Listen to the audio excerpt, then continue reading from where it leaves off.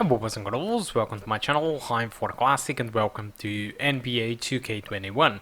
So this game, it is developed by Visual Concepts and it is using their in-house technology. And today we are going to try to run this game on the GT 740M, which is pretty much equivalent to a GT 920M. So I'm running the game at 720p low preset. The low preset still includes shadows on median and uses temporal anti-aliasing, which actually does a kind of a so-so job in here, but still it is better than it is disabled. So let's take first a look into the requirements. So the requirements aren't really demanding, so they are just asking for an FX CPU or just an i5 or i3 from the first generation, 4 gigs of RAM and an Nvidia GT 450 or an AMD HD 7770. So nothing really shocking at all.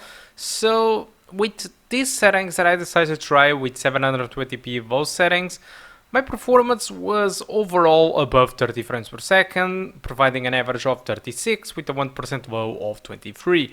So there are a couple of drops in there lower than 30 frames per second. This usually happens only during replays or cutscenes or lower camera pans when you overview close-ups of the players and the crowd system all at the same time.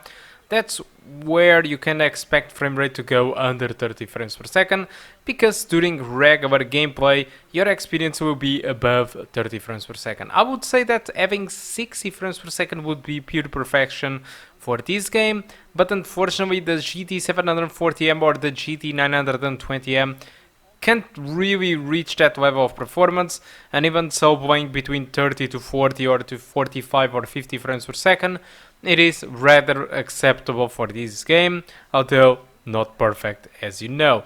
So now that we talked about the performance, I think it is much more interesting to talk a little bit about NBA 2K21. So does this game changed its behavior towards consumers comparing to the last title? So I believe that is really the big question. So let's go and talk first a little bit about the game. So what does NBA 2K21 has to offer comparing to the last year? Absolutely nothing. Alright, so they just updated what they needed to update, but overall there is no significant difference from this game to last year's game. And actually the bad practices continue. So if you go to Metacritic and you search for the Metascore of the game, the Metascore, it is around 68, so it's a reasonable score. But if you go to the user score, and this is a score between 0 to 10, I mean, users only gave 0.9. The average of the user score, it is 0.9 from 0 to 10. So this clearly shows how pissed, I mean, it is not even satisfactory or not. Community, it is pissed at 2K because of NBA. And if you go to Steam, you can see that most of the users share the same thing, with the game having a score of 24%. This is mostly negative. Nobody is really happy about this. And this is only because one simple reason. Every year it is the same thing. This game, despite the gameplay it is good, despite the graphics are good, this game tries to push so hard into microtransaction territory that you can't play the game and having a fun with it without paying even more than the 60 bucks. So this game looks like those free-to-play games, those mobile free-to-play games that actually tries to force you all the time to buy microtransactions, and it clearly makes your life very difficult in-game until you pay. So unfortunately, NBA continues this because this has been one of the complaints of all users that plays this game. These have been majorly the only complaint that users have been having with this game. Well, aside from they don't really change anything year after year, but this one, it is completely the worst. All right, year after year it is the same thing. You start to play and you start to slowly notice that the game it is incredibly hard, and it's trying to make everything for you to pay the damn money for them in microtransactions for you to benefit from the game. And this is honestly really bad, and community already gave this type of scores in the last year NBA and in the other year of NBA, and still these bad practices continue. And if I had to guess why, it is probably because all the people continues to buy the damn game, and so 2K doesn't really care about it because people still buy it, so they can still do these practices. And it doesn't really matter what score the game have because people will still buy anyway. So guys, I think that's all that I want to talk about NBA 2K21. Hope you keep enjoying the rest of the video, and I do hope to see you soon. Goodbye. Love Giannis. He's a big target on those alley-oop lobs. Now here's LeBron.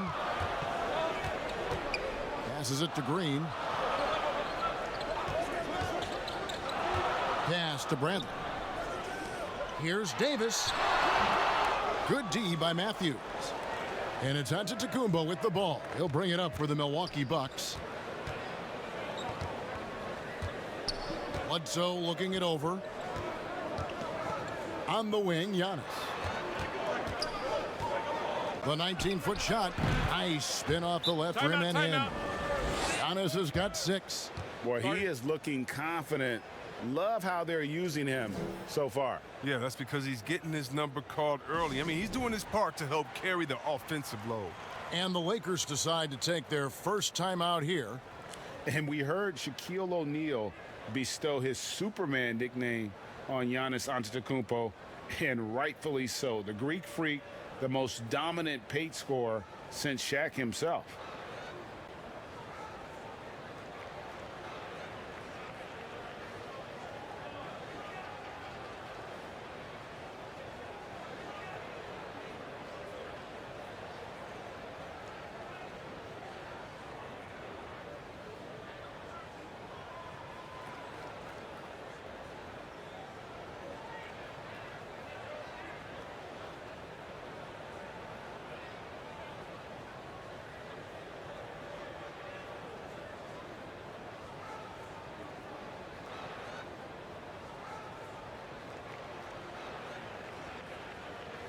And it's a completely new group for Los Angeles.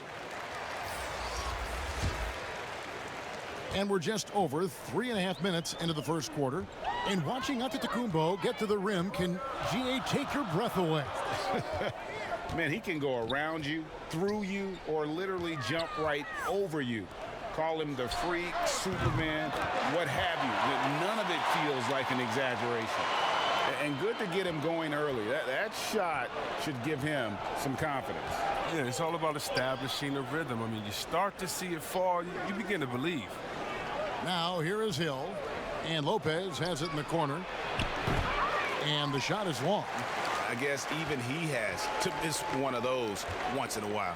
Tips it up. Yeah, liking the vision there from Caldwell Pope, looking to get his guys going when they're open.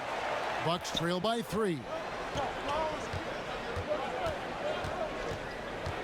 There's a minute 34 left to play here in the first. There's the killer two-handed slam.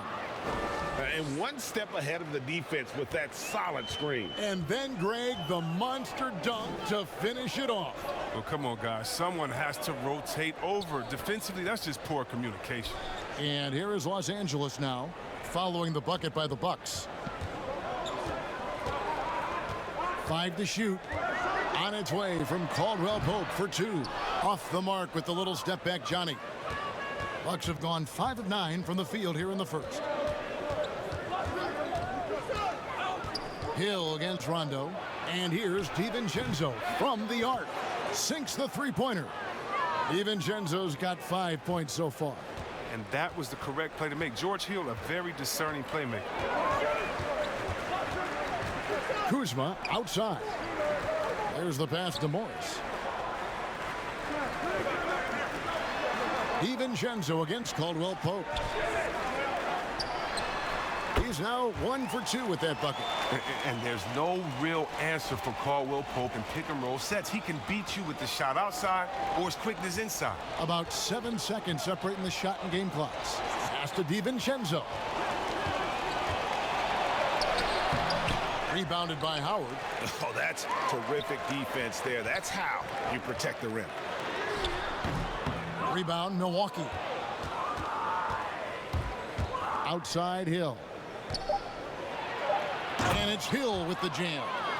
And you talk about run jump athletes. Don't forget about George Hill. He can punch it down on you. 1 quarter in the books, and it's been a close one so far. Milwaukee on top, leading by just 2. Live from the Staples Center, you're watching 2K Sports.